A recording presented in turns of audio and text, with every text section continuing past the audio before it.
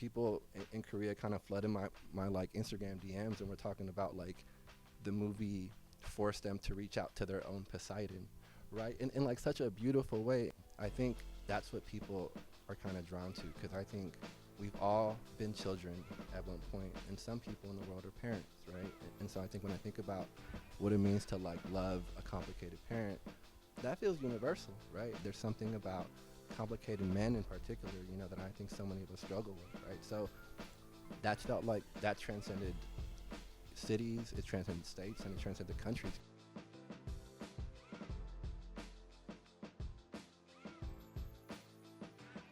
This started as a short. There was a short film first, and I'd love to hear just about how you started thinking about the flight path and life under it and the magical realism element and all of that. Totally. Absolutely. It kind of just starts with like me as a child being like 7, 8, 9 years old, and kind of just thinking about the airplanes that are flying above my home, right? And thinking about the sort of like adult men and kind of older boys in my life who would maybe be gone for a few years, and not show up, and kind of like, Come on, Bodhi. What's Everybody up, Bodhi? give it up for Bodhi Dell. What's up, man? Welcome. We were just talking about how Walter started this.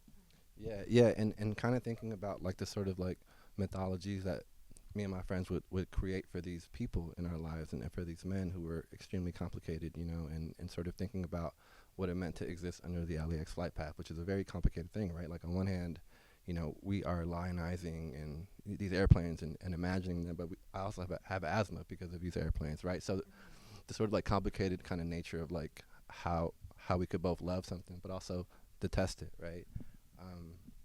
And it's kind of how it all started. Beautiful. Bodhi, do you want to tell us about the casting process and how you got involved in the film? You can share the mic here with Walter. So like the casting process, I don't really remember a lot of it because it was like a year and a half ago, almost, a little bit less. But all I remember was, I don't really remember like me getting like the audition. I just remember doing the callback, and then like just like the moment after him saying that I got the role, it was just really cool. That's awesome. Did you see the short film version of it? Mm-mm. Have you seen it since? Mm-mm. Yeah, interesting. The other the other little ant.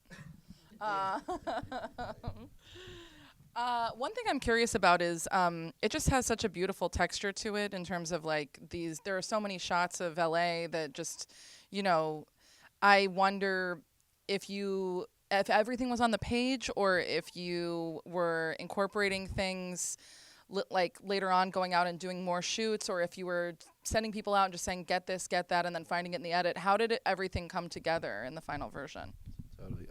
That's a great question. I think like so much of the movie was really about discovery, right? I think like there were obviously things on the page that we were able to get, but I think we also had the luxury of shooting in a neighborhood that I'm very comfortable with and I'm from, right? And so all these things about going back like on our off days to kind of get shots, and and also thinking about like I've been filming there for maybe like 6-7 years, right? So some of the footage that made it to the final edit is footage from like the short, in ways that like having 20 days to make this movie just wouldn't be possible, right? So I think we're just kind of leaning into knowing where we were and kind of like, like all the resources we had there.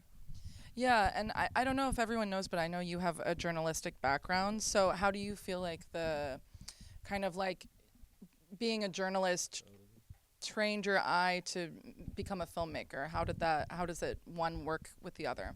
So many of the frames, right? Like it's a patient camera. It's often a camera that is allowing the world to sort of like, shape us, and it's about blocking, it's about staging, right? And I think for me, it's like, it's about environmental portraits almost, right? Like the actor, the person, the relationship to the world around them, right? And so I think journalism for me is like, this like weird idea around objectivity, which like I don't really believe in, but for me it's like being a fly on the wall. It's like how I was trained in terms of image making, right? So it's like taking me a while to sort of learn, close-ups and like how to move the camera, because I think like if you let me, right, like I'll hold on to a frame for 10 minutes, right, and just allow the world to kind of take place. So I think it really did affect me.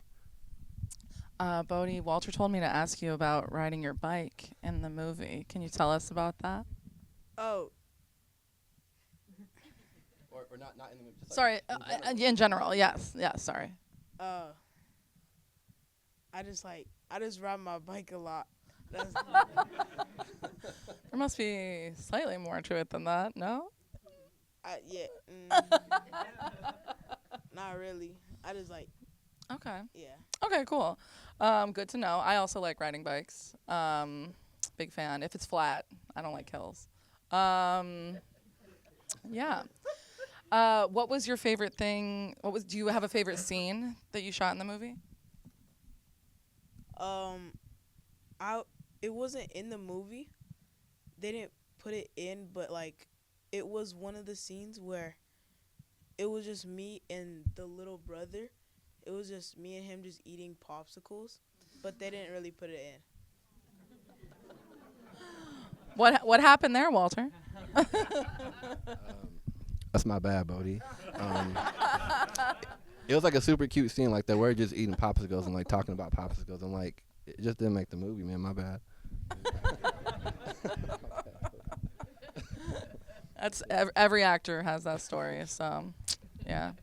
I'm curious about how you thought about like memories and stories in the movie, because I love the way it's kind of like, it feels like every time we go into a memory, we get these gorgeous like portraits, and they're sort of they're frontal, they're kind of a little confrontational to the viewer, but not in a bad way. But I wondered how you thought about staging those moments, and like if you had it in mind again when you were writing it, or if that was something you thought about later. Yeah. Yeah, I mean, I think I'm really drawn to images and ideas around memory. I think so much of how we think about the world is like nonlinear, right? I think like we're always in and out of memory, in and out of like the present moment, and so it's almost like if this movie is through little Ant's sort of perspective, right? Like the faces that he's seeing are both mirrors, but also memories of people who he knows and sort of exist in the community. And I don't know, I just kind of thought it was important to sort of think about like the camera as also like observational, but also a character and a person in the community, I think. Mm-hmm. Yeah, I'd love to hear more about that, actually, like kind of how you thought about who the camera represents, especially when you're, obviously we're all hoping with movies that as many people as possible are going to see them.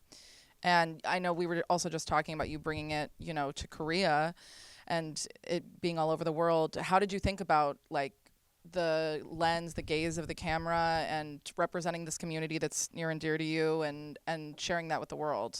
Yeah. I was just in Korea 2 days ago at the Jeonju Film Festival out there, and it was just really beautiful to kind of think about like how people are reacting to maybe a version of Los Angeles or a version of Watts that they've never kind of seen portrayed in this way, right? Which I think is like it's a complicated like statement, right, to kind of say that. I think like for me, it's almost like I'm not creating poetry, or I'm not creating lyricism in this movie. I'm just revealing it. I think like it already kind of exists there, right? I think the poetry kind of exists in like in the quotidian, like in the banal, like it exists in the ways that like a look kind of happens, and like a pause in a breath. And I think for me, it's like these like intricacies are what I'm really drawn to. So when I'm thinking about like the gaze of the movie, like I'm just thinking about honest images. I'm thinking about like the way that I see the world, and like what I kind of see, and hoping somebody kind of agrees with it. Mm-hmm. I'm curious how there's this recurring thing going on in the movie where Big Ant is seeing how his son looks at him and struggling with that. And we watch the characters watch a lot, like looking at the planes, looking at each other. And so I want to know like kind of how you thought about directing maybe Bodhi when he's looking at his dad, and like what did you think about when Walter was shooting those scenes where you're looking at Big Ant? Um, a lot of it was just like I don't know how to say it. You got this.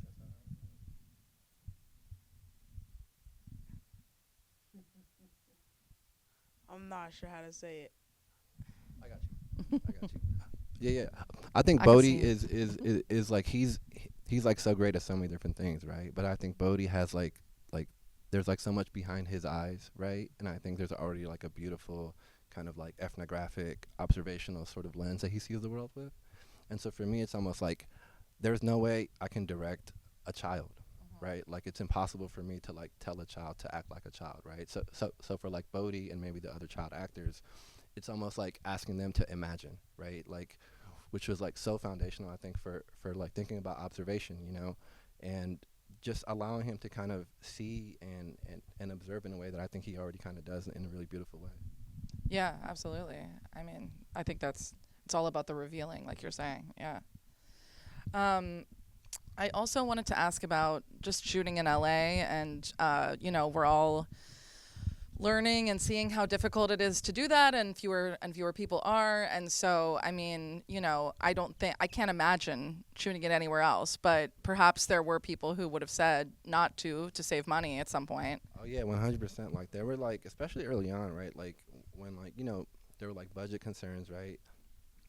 Earlier producers were asking me like if I could make this movie in New Mexico or like Kentucky or like Georgia or like these places that are not Watts, right? And I think my like very sort of like optimistic, hopeful brain was like, yes, right, we can do it. Like we can shoot interiors in these places and like maybe get exteriors in Watts. But then there was a moment where I was just like, man, like there's no way I could cheat the LAX flight path, right? There's no way I could sort of cheat like an ice cream truck that exists in Watts.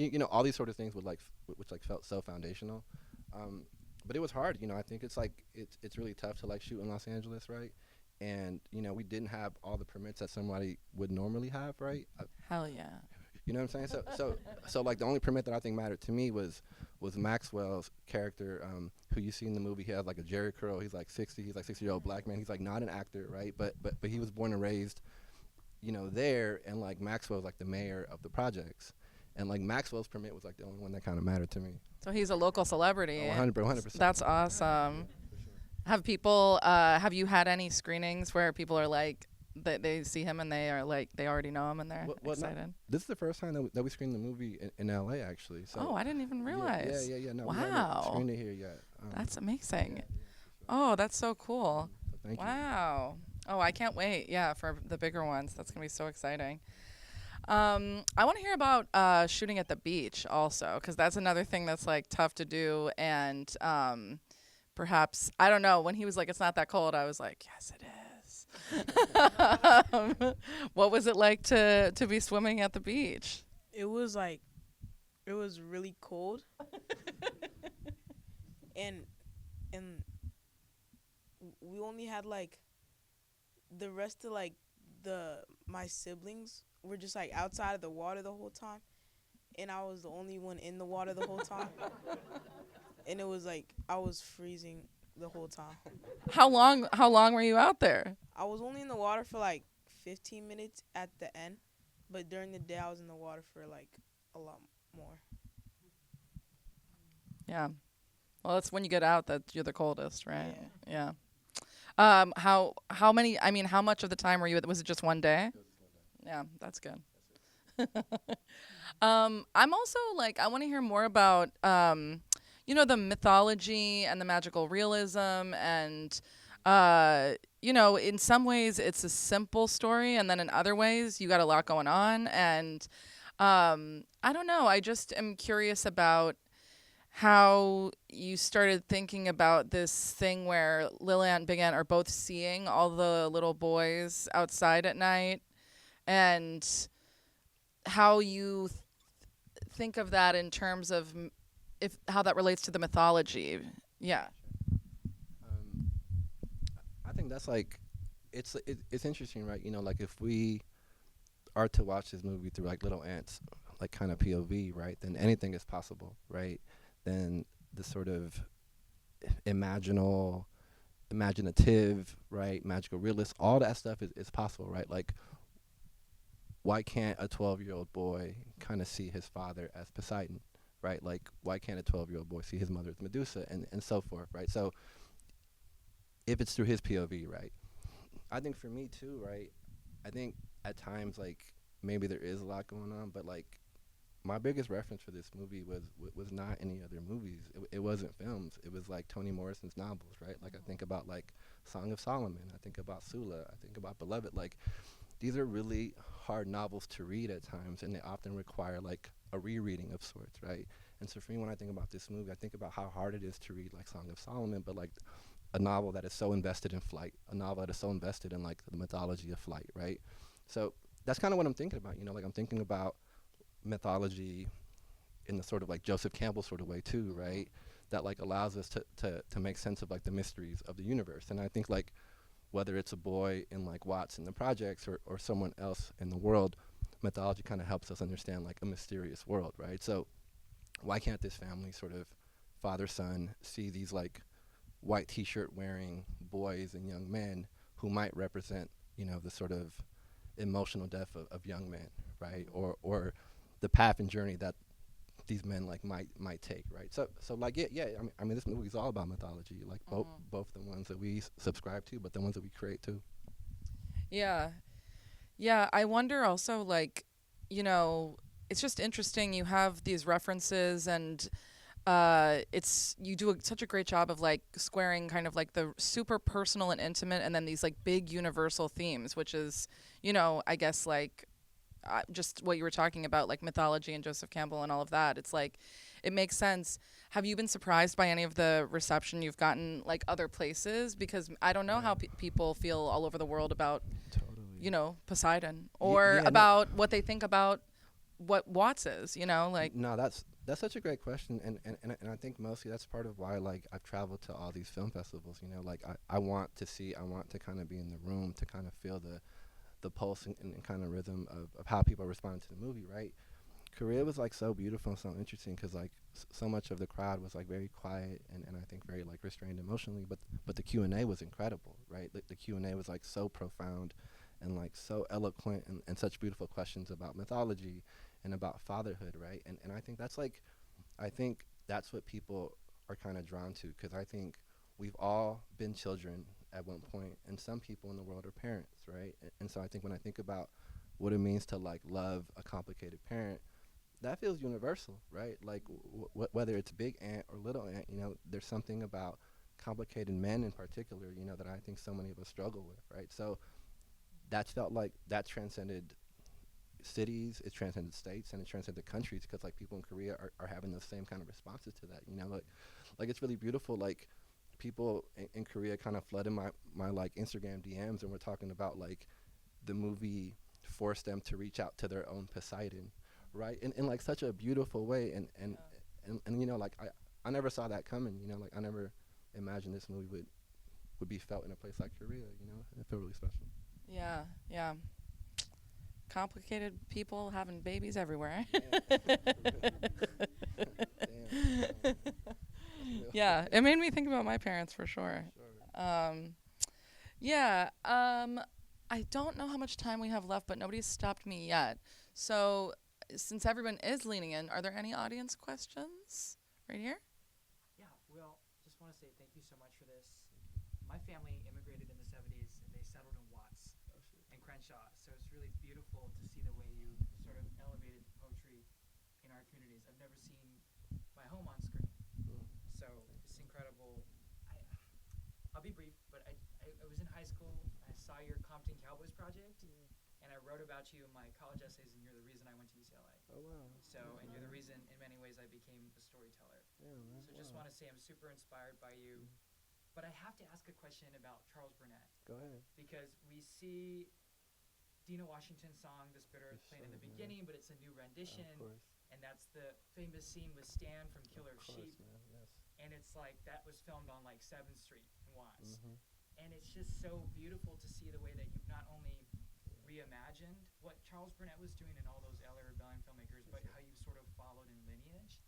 And I'm just sort of curious about that influence. And Burnett spoke highly of your work. I introduced him him at a award ceremony, and he was just like, "No, this is the." Yeah. So I just want to ask you about that, Oh, and just the man. influence. It's so crazy. Great question. Yeah, I get so excited when I'm able to talk about Charles, Yeah. man. Like I get so hyped up because like, no, I do, because Charles, like, to me, is like one of the most beautiful humans I've ever met in my life. You know, him and I did like a really special event at UCLA 3 years ago where we like screened my short, you know, and then screened Killer of Sheep, and him and I were on stage together just like this, and it was like, man, like the most beautiful night I've ever had, right?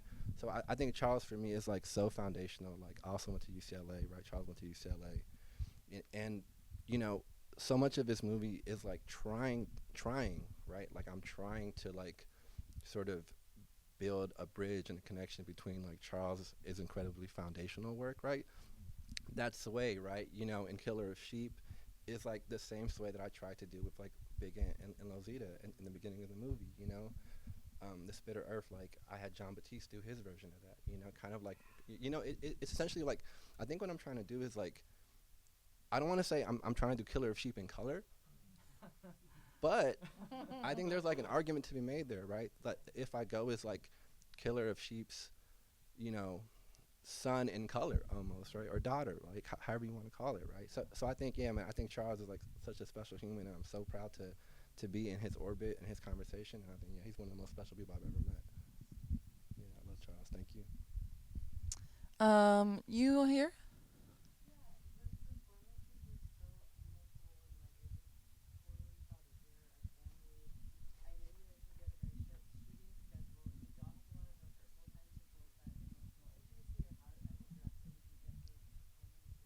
Yeah, no, I mean, I think like we had like Bodhi, who's playing Little Ant, who's so great, but like we had no rehearsal time, like absolutely no rehearsal time. I think we got really lucky because Danielle Brooks, who plays Lozita, and J. Alphonse Nicholson, who plays Big Ant, who are, I think, so incredible in this movie. Like, their performance, like Danielle is like the best, Alphonse is the best, right?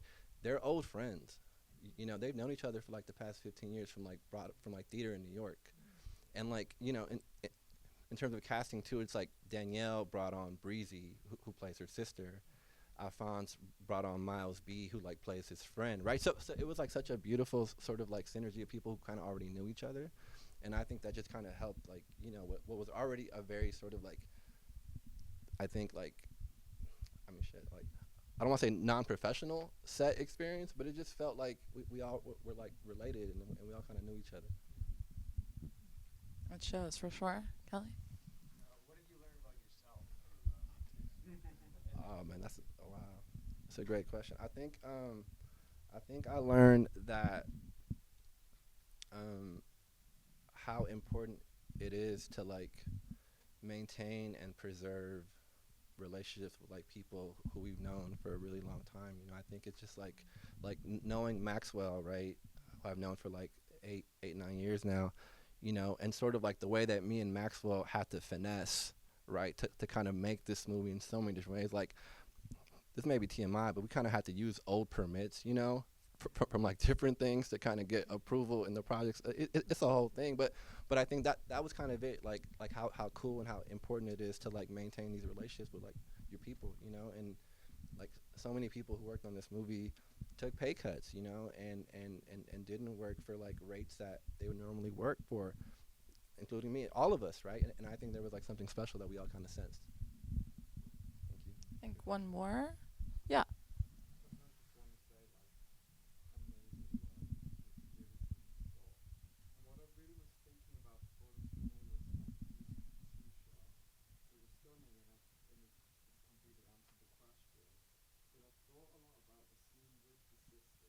Mm.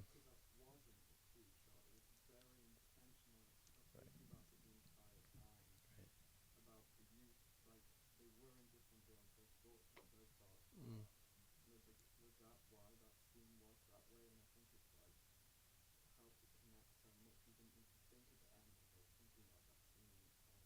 Totally.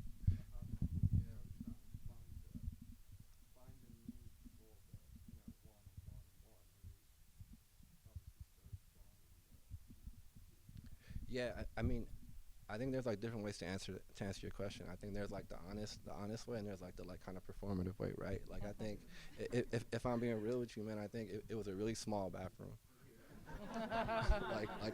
Number one, it's a really small bathroom, so we kind of had to do the one shot thing, you know.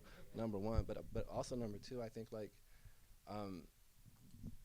that's one of my favorite scenes in the whole movie, right? It's like such a beautiful scene for me. It's like Lozita and her sister outside of the context of men, right? Like, outside of the context of like Big Aunt, like she's her own sort of like fully developed person, right? And I think it's like, yeah, she's smoking weed, but she's like doing it in a way that like, you know, feels so beautiful and feels so honest, and it feels like she's like taking a break from her life, right? But yeah, I mean, I wasn't thinking about like a one shot or a two shot. I was just thinking about like, how do I establish this camera in a way that like captures what they already have going on, which is like a beautiful sisterhood. And I think I was just thinking about that mostly.